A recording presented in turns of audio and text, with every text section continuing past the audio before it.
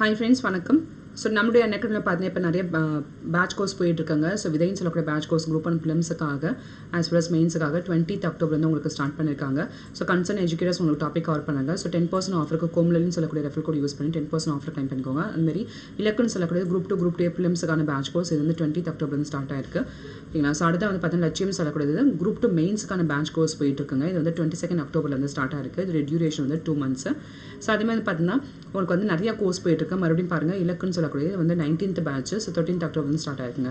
நிறைய test series போயிட்டு இருக்கு. School book test series Monday Tuesday Wednesday Friday. So 8 PM history geography civics maths சயின்ஸ்லாம் உங்களுக்கு cover பண்ணுறாங்க. அது தொடர்ந்து பார்த்தீங்கன்னா செம்மொழி தேர்வு சொல்லக்கூடியது எவ்ரி ஆல்டர்னேட்டிவ் வெட்னஸ்டே 6 PM உங்களுக்கு தமிழ் லாங்குவேஜ் டெஸ்ட் சீரிஸ் இருக்குது. ஸோ அடுத்த குறிக்கோள்னு சொல்லக்கூடியது குரூப் 4க்காக விஓக்காக test series. So Saturday 7 PM 60 minutes 50 questions ranking base பண்ணி ஸ்காலர்ஷிப் வாங்குறாங்க. இலக்குன்னு சொல்லக்கூடியது சாம்பியன்ஷிப் டெஸ்ட் சீரிஸுங்க. ஸோ இதையும் அட்டன் பண்ணி பாருங்கள். சண்டே வந்து பார்த்தீங்கன்னா உங்களுக்கு 2 PM. ஸோ அதேமாதிரி school book test 6 to 10th ஸ்டாண்டர்டுக்காக வைக்கிறாங்க. So every Monday Friday 7 AM. So previous question paper சொல்லக்கூடிய வந்து பார்த்தீங்கன்னா உங்களுக்கு 2010 2020 வரைக்கும் வந்து உங்களுக்கு கவர் பண்ணுறாங்க. Every weekend 3 PM and then 6 PM. So கண்டிப்பாக யூஸ்ஃபுல்லாக இருக்கும், அட்டன் பண்ணி பாருங்கள். ஸோ நம்ம இன்றைக்கி என்ன பார்க்க போகிறோம் பார்த்தீங்கன்னா நம்மளுடைய பாலிட்டி கொஸ்டின்ஸ் கொஞ்சம் பார்க்க போகிறோங்க. ஸோ ஃபர்ஸ்ட் கொஸ்டின் பாருங்கள், சூஸ் எ இன்கரெக்ட் பேர். ஓகேங்களா. ஸோ கொடுத்துருக்க இந்த டாக்குமெண்ட்ஸ் ஓகேங்களா. ஸோ லைக் அமெண்ட்மெண்ட்டு இல்லை நாவல் ஃபீச்சர்ஸ். ஸோ இதை பேஸ் பண்ணால் வந்து உங்களுக்கு டேரெக்டாக வந்து மேட்ச் பண்ணியிருக்காங்க. இதை வந்து எது தவறானதுன்னு கேட்குறாங்க.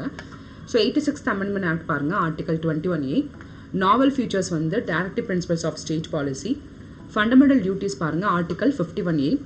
Right to equality, Article 14 to 16.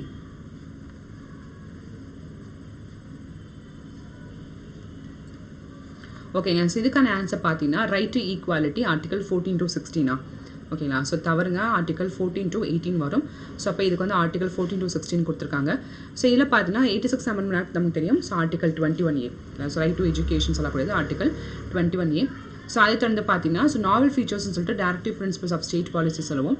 Fundamental duties வந்து எதெல்லாம் அடங்கும் பார்த்தீங்கன்னா Article 51A.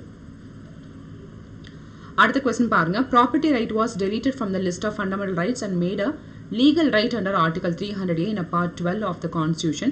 Which constitution amendment was that? இதுல என்னன்னா ரைட் டு ப்ராப்பர்ட்டி அப்படி சொல்லக்கூடியது என்ன பண்ணாங்க, ஃபண்டமெண்டல் ரைட்ஸ் வந்து எடுத்துட்டாங்க இல்லையா.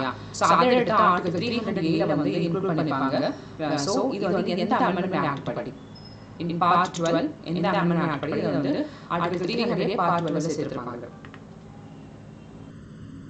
சோ இதுக்கான answer 44th Amendment Act. 44th Amendment Act தான் வந்து இதை சேர்த்திருப்பாங்க. அடுத்த பாருங்க, சூஸ் எ இன்கரெக்ட் பேர். சில வந்து எது வந்து தவறானதுன்னு கேட்குறாங்க. ஸோ ஃபர்ஸ்ட் ஆப்ஷன்ஸ் பாருங்க. Article 29 வந்து என்ன சொல்லுவாங்கன்னா protection of language, script and culture of மைனாரிட்டிஸ்னு கொடுத்துருக்காங்க. அடுத்த பாருங்க, Article 18 வந்து அபாலிஷன் ஆஃப் அன்டச்சபிலிட்டி. Article 26 பாருங்க, freedom to manage religious affairs. 23 பாருங்க, prohibition of traffic in human beings and force labour. So இதில் வந்து எது தவறானது?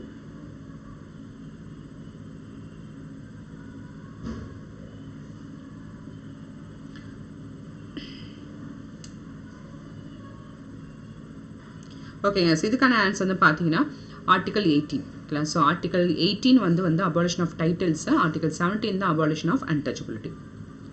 நெக்ஸ்ட் பாருங்க, fundamental rights of Indian constitution derive its inspiration from which constitution? இல்லை fundamental rights வந்து இல்லை நம்ம இந்தியன் கான்ஸ்டியூஷன் இருக்கக்கூடிய ஃபண்டமெண்டல் ரைட்ஸ் எதை பார்த்து நம்ம ஆட் பண்ணணும்னு கேட்குறாங்க. USA, Britain, Russia, Japan.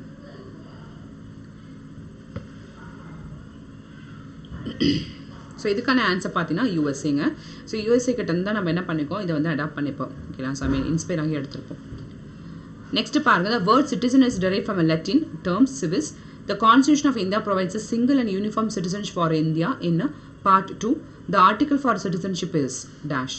ஒன்றும் இல்லை, சிட்டிசன்ஷிப் உடைய ஆர்டிக்கல் எதுலேருந்து எதுன்னு கேட்குறாங்க. ஸோ நம்மளுடைய கான்ஸ்டியூஷனில் சிட்டிசன்ஷிப்னு சொல்லக்கூடியது part 2ல் வந்து மென்ஷன் பண்ணிப்பாங்க. சிட்டிசன் சொல்லக்கூடிய வார்த்தை எதுலேருந்து எடுக்கப்பட்டதுன்னா லத்தீன் வார்த்தையான சிவிஸ் அப்படின்னு சொல்லக்கூடிய வார்த்தையிலேருந்து எடுக்கப்பட்டது.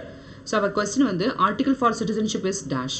Article 5 to 12, 5 to 11, 3 to 11, 5 to 13. So இதுக்கான ஆன்சர் Article 5 to 11. நெக்ஸ்ட் பாருங்க, which are not as salient features of the constitution. இது வந்து salient features of the constitution கிடையாது. lengthiest of all written constitution. Indian constitution வந்து இருக்கிறதுலே வந்து lengthiest of all written constitution சொல்றாங்க. It is partially rigid and partially flexible. secular country, dual citizenship. Which are the not salient features of the constitution? So இதுக்கான answer வந்து பார்த்தீங்கன்னா dual citizenshipங்க. So dual citizenship கிடையாது இல்லையா நம்ம இந்தியாவில், single citizenship தான். அதான் வந்து தவறு. 7th question பாருங்க. Who was elected as a temporary president of Constitution Assembly in 1946? ஓகேங்களா. ஸோ கான்ஸ்டியூஷன் அசம்பிளியுடைய டெம்பரரி தற்காலிக பிரசிடெண்ட்டாக வந்து யார் வந்து நியமிச்சுப்பாங்க 1946 எலெக்ட் ஆகிருப்பாங்க? ஹெச்சி முகர்ஜி, டாக்டர் சச்சிதானந்த சின்ஹா, சத்யபிரகாஷ், டிடி கிருஷ்ணமாச்சாரி. ஓகேங்க. இதுக்கான ஆன்சர் வந்து டாக்டர் சச்சிதானந்த சின்ஹா. 8th question பாருங்க. Consider the following statement. The concept of the constitution was first originated in the US. Indian Constitutional Assembly was set up under the Cabinet Mission Plan 1946. இதை பொறுத்த வரைக்கும் எது correct statement? 1, 2 both 1 and 2 இரண்டுமே தவறா? ஓகேங்க. இதுக்கான answer வந்து இரண்டுமே வந்து கரெக்ட் தாங்க. ஸோ கான்செப்ட் ஆஃப் கான்ஸ்டியூஷன் வந்து யூஎஸ் கிட்ட தான் ஃபர்ஸ்ட் ஆரிஜினேட் ஆயிருக்கு. ஸோ அதுக்கப்புறம் கேபினட் மிஷன் அடிப்படையில் இந்தியன் கான்ஸ்டியூஷன் வந்து செட்டப் பண்ணும். கேபினட் மிஷன் பிளான் வந்து 1946. சூஸ் இன்கரெக்ட் பேர். Rajamannar committee 1983, Tamil as a classical language 2004, First National Emergency 1962, Interstate Council 1990. So இதுக்கான ஆன்சர் வந்து ஏ ஆப்ஷனுங்க. ராஜமன்னார் கமிட்டி 1983 கிடையாதுங்க, 1969. ஸோ இது என்ன அப்படின்னு பார்த்தீங்கன்னா ராஜமன்னார் அப்படின்னு சொல்லுவாங்க, பிவி ராஜமன்னார் அப்படின்னு சொல்லக்கூடியது பார்த்தீங்கன்னா ஸோ சேர்மனாக அப்பாயின் ஆகிருப்பார். So 3 member committee. PV Rajamannar committee வந்து பார்த்தீங்கன்னா to study the state autonomy and centre state ரிலேஷன்ஸ்க்காக வந்து இதை அப்பாயிண்ட் பண்ணிப்பாங்க. அந்த சமயத்தில் டிஎம்கே கவர்மெண்ட் இருப்பாங்க. ஸோ சீஃப் மினிஸ்டரான டாக்டர் மு கருணாநிதி அவர்கள் வந்து ராஜமன்னார் கமிட்டியை வந்து அப்பாயிண்ட் பண்ணிப்பாங்க இந்த year 1969 to study about the state autonomy and centre state relations. Last question. Consider the following statement. Maximum time period for the state emergency is 2 years. The state chief minister can also recommend state emergency to the president. Choose the correct statement. 1, 2 both 1 and 2 none. Maximum time period for the state emergency is 2 years.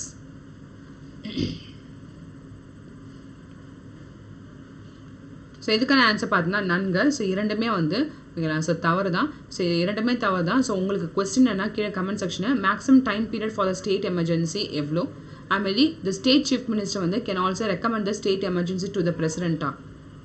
ஓகேங்களா. So பாருங்கள், இதை வந்து நீங்கள் கீழே comment பண்ணுங்கள். So next வீடியோவில் பார்ப்போம். Thank you, நன்றி.